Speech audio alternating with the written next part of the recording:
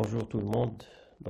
Dans ce deuxième extrait, on va essayer de continuer le cours d'arithmétique. Donc, la première partie était consacrée à la notion de divisibilité dans Z et ses propriétés. Donc, nous avons travaillé sur quelques exercices où on a appliqué la principale propriété de divisibilité, à savoir que si un entier divise deux autres entiers, alors il divise toute combinaison linéaire de ces deux entiers. On a parlé de PGCD, on a à la fin de quelques exercices soulevé la notion du nombre premier, qu'on avait défini. Alors, dans cette partie, on aura trois objectifs. On va parler du théorème fondamental de l'arithmétique. C'est un théorème qui a un lien avec les nombres premiers qu'on va énoncer tout de suite. On va parler de la division euclidienne. Donc c'est la division euclidienne des entiers naturels ou bien des entiers relatifs. Donc la division euclidienne que vous utilisiez en primaire. Mais là, je ne parle pas de la division euclidienne des polynômes. Et un troisième point, c'est l'algorithme d'Euclide pour la détermination du PGCD de deux entiers relatifs. Alors passons d'abord au nombre premier. Donc là, je rappelle la définition d'un nombre premier dans N. Donc un nombre premier, vous le savez, c'est un nombre qui a exactement deux diviseurs. Donc il y en a 2, 3, 5, 7, 11, 13 jusqu'à l'infini. Alors les Grecs, 4 siècles avant notre ère, ils ont démontré que la liste des nombres premiers, elle est infinie. Donc là, on peut parler de nombres premiers dans Z, c'est-à-dire on peut affecter des signes moins à tous ces nombres premiers. Et donc, dire qu'un nombre est premier dans Z, ça revient à dire qu'il a exactement 4 diviseurs, plus ou moins 1, plus ou moins P. Donc, il suffit de traiter la notion de nombre premier uniquement dans N. Alors, le théorème fondamental de l'arithmétique, qu'est-ce qu'il dit? Il dit la chose suivante, c'est un résultat que vous connaissez déjà. Tout entier naturel supérieur ou égal à 2 est décomposable en facteur premier. Qu'est-ce que ça veut dire? Ça veut dire que si vous prenez un entier supérieur ou égal à 2, alors vous pouvez le décomposer en facteur premier. Il s'écrit sous la forme de P1 à la puissance alpha 1 fois P2 à la puissance alpha 2 fois jusqu'à Pk à la puissance alpha k. Avec les Pi, ce sont des nombres premiers 2 à 2 distincts et les alpha i, c'est les puissances associées. Alors je donne un exemple. Je choisis un nombre arbitrairement que je décompose en facteur premier. Donc là, vous pouvez vérifier ceci à la calculatrice. Donc 508 200, c'est 2 à la puissance 3 fois 3 fois 5 au carré fois 11 au carré. Donc si vous voulez, les nombres premiers trouvent leur importance dans l'ensemble des entiers naturels à partir de ce théorème fondamental. C'est-à-dire que tout nombre entier supérieur à 2 est finalement composé ou bien écrit en fonction des nombres premiers. Donc si vous voulez, ce sont les atomes des entiers naturels. C'est-à-dire ce sont les briques élémentaires de tous les entiers naturels supérieurs à 2. À partir de nombres premiers, on peut composer tout entier naturel supérieur à 2. Alors, une application de cette décomposition pour la détermination du PGCD et du PPCM, donc là, c'est un résultat que vous avez vu en tronc commun lors de la leçon éléments d'arithmétique dans N. Donc, à partir des décompositions facteurs premiers de deux entiers, on peut déterminer le PGCD et le PPCM. Comment faire? Là, j'ai donné directement la décomposition en facteurs premiers de A et B. Alors, pour le PGCD, c'est le produit des facteurs premiers communs à A et B élevés aux plus petites puissances. C'est-à-dire, vous dressez la liste des nombres premiers qui sont dans les deux entiers. Par exemple, là, c'est 2 et 3 et 13. Et vous élevez aux plus petites puissances. C'est-à-dire, vous avez 2 au carré, 2 à la puissance 3. Donc, vous choisissez le plus petit. C'est 2 au carré fois 3 au carré fois 13 à la puissance 1. Et donc, ça, c'est le PGCD. Le PPCM, c'est le produit des facteurs premiers communs et non communs, élevés aux plus grandes puissances. Donc là, vous dressez la liste des nombres premiers dans les deux nombres, 2, 3, 5, 7, etc. jusqu'à 17. Et puis vous élevez aux plus grandes puissances. Vous avez par exemple 3 à la puissance 2 pour A, 3 à la puissance 5 pour B. Donc vous allez choisir le 3 à la puissance 5. Donc, si vous voulez, on peut même déduire le PPCM à partir de la relation qu'on a déjà vue, à savoir que le PGCD fois le PPCM, c'est la valeur absolue de A fois B. Donc, alors, cette démarche, elle a certains défauts, parce que si vous prenez des nombres qui sont très grands, donc là, on trouve du mal à exprimer le nombre en facteur premier. Donc déjà, il faut connaître tous les nombres premiers. Ça, c'est un problème qui est posé actuellement pour les mathématiciens. C'est-à-dire, on n'arrive pas à dresser une liste systématique des nombres premiers. On sait que cet ensemble, il est infini, mais on n'arrive pas à dresser une liste systématique. C'est-à-dire, si on connaît les 4 premiers, on peut déduire le 5e, etc. Donc, il n'y a pas une certaine relation entre ces nombres premiers, une relation qu'on n'arrive pas à trouver. Et donc, ça, c'est un autre problème. Donc, cette démarche, elle a ce défaut, c'est-à-dire qu'il faut, plus le nombre est grand, plus le A est grand, donc on aura du mal à trouver une décomposition en facteur premier. Alors, passons maintenant à un autre théorème, le théorème sur un critère de primalité. Qu'est-ce que ça veut dire? Ça veut dire que c'est un critère qui va nous permettre de dire si un nombre est premier ou non. Un critère relativement simple. Alors, il dit que si n est un entier supérieur à 2 et qui n'admet pas de diviseur premier compris entre 2 et racine de n, alors n est premier. Qu'est-ce que ça veut dire? Ça veut dire, si par exemple, je prends n égale à 2003, est-ce que 2003 est premier? Donc on peut, si on ne connaît pas ce critère, on va diviser 2003 par tous les nombres premiers qui sont inférieurs à 2003. Donc il faut d'abord avoir une idée sur la liste des nombres premiers qui sont dans ce paquet-là, c'est-à-dire entre 2 et 2003. Alors le théorème, il nous facilite la tâche, il nous dit il suffit de diviser 2003 uniquement par les nombres premiers qui sont entre 2 et racine de 2003. Donc là, je calcule. Racine de 2003, c'est approximativement 44,75. Je dresse la liste des nombres premiers entre 2 et 44, donc c'est toute cette liste. Et je divise le nombre 2003 dans l'ordre croissant, par 2.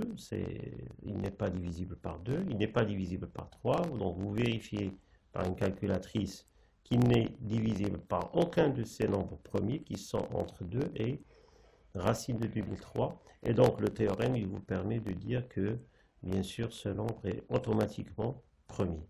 D'accord? Donc ça, c'est une démarche simple qui permet de trancher si le nombre est premier ou non. Alors passons à un autre exemple. Là, je parle de n égale à 1037, est-il premier? Donc la même chose, je calcule une valeur approchée de racine de 1037 et je vérifie. Donc d'abord, 1037 n'est pas divisible par 2, c'est simple. Il n'est pas divisible par 3 parce que la somme des chiffres n'est pas un multiple de 3. Il n'est pas divisible par 5. Vous vérifiez qu'il n'est pas divisible par 7. Il n'est pas divisible par 11. Donc il n'est pas divisible par 13. Mais je trouve qu'il est divisible par 17. Et donc s'il est divisible par 17, ça veut dire qu'il admet un diviseur non trivial. Qu'est-ce que ça veut dire un diviseur non trivial? Ça veut dire un diviseur qui est égal à 17, qui est différent de 1 et de n. Et donc s'il admet un diviseur non trivial, ça veut dire que ce nombre n'est pas premier. Et donc là, je m'arrête là pour cet premier enregistrement et je continue dans le deuxième diapo.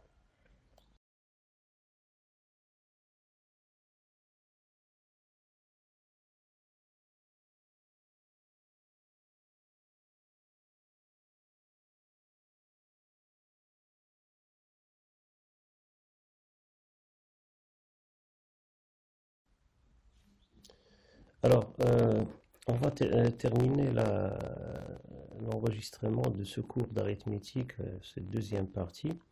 Donc, on va commencer par un résultat, un autre théorème, qui dit si on a 4 entiers relatifs liés par une relation donnée ici dessus, A égale à BC plus D. Alors, vous pouvez démontrer que le PGCD de A et B, c'est exactement le PGCD de B et D. Donc là, j'ai fait un schéma. Le PGCD entre A et B, c'est le PGCD entre B et D. Donc ça, on peut le démontrer en posant par exemple, delta, c'est le PGCD de AB. Delta prime, c'est le PGCD de B et D, on démontre que delta est inférieur à delta prime et delta prime est inférieur à delta, d'où ils sont égaux. Alors, ce qui m'intéresse maintenant, c'est l'application de ces résultats. Donc, on a une relation. On veut démontrer que le PGCD de n carré plus 5 et n plus 13 et n plus 2, c'est exactement le PGCD de n plus 2 et 7.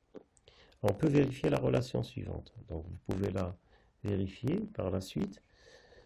Et donc, en utilisant ce même théorème, on peut dire que le PGCD de n carré plus 5 et n plus 13 et n plus 2, c'est le PGCD de n plus 2 et 7. Alors là, je donne des théorèmes que je ne démontre pas parce qu'il faut un face-à-face pour le faire.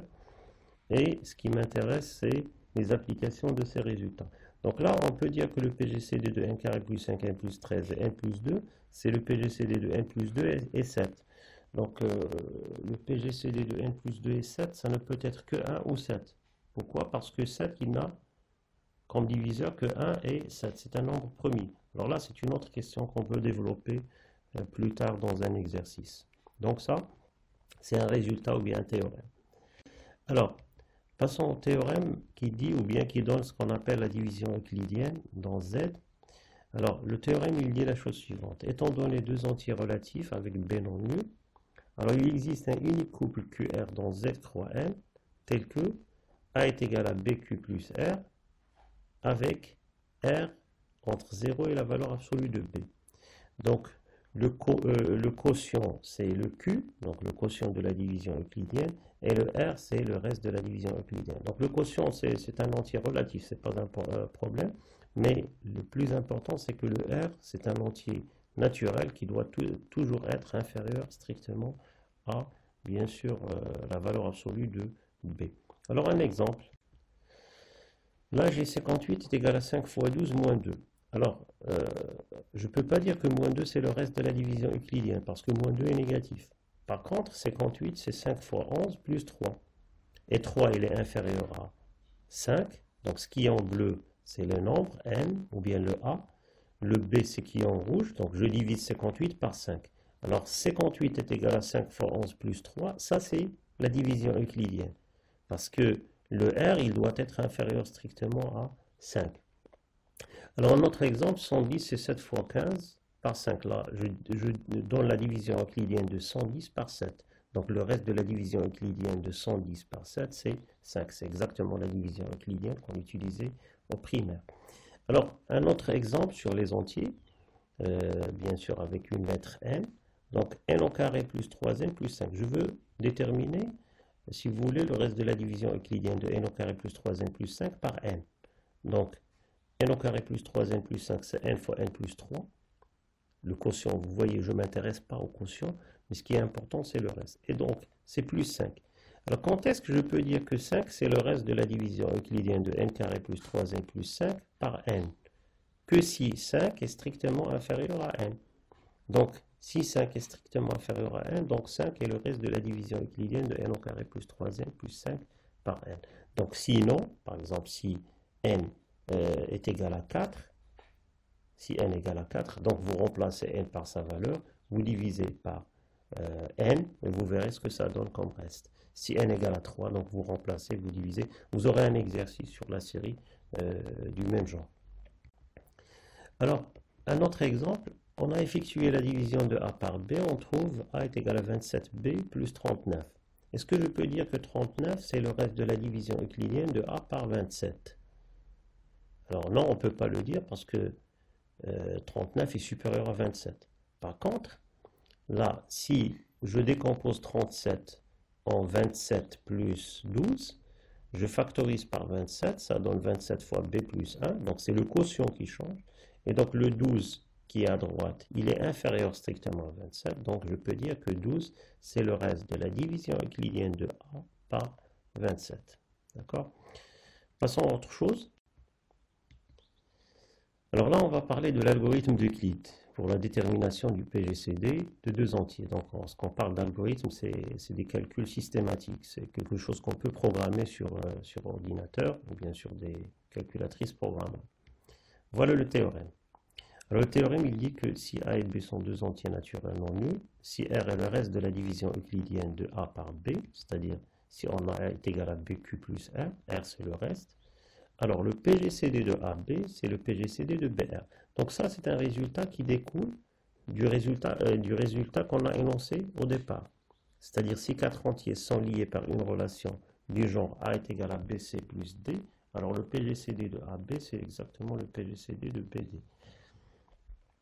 Et donc, ce qui nous intéresse, c'est l'application de ces résultats. Donc, ça va nous permettre de déterminer le PGCD de deux entiers naturels de façon des fois très rapide. Alors, exemple d'application, on veut déterminer le PGCD de AB, où A est égal à 7371 et B égal à 4095.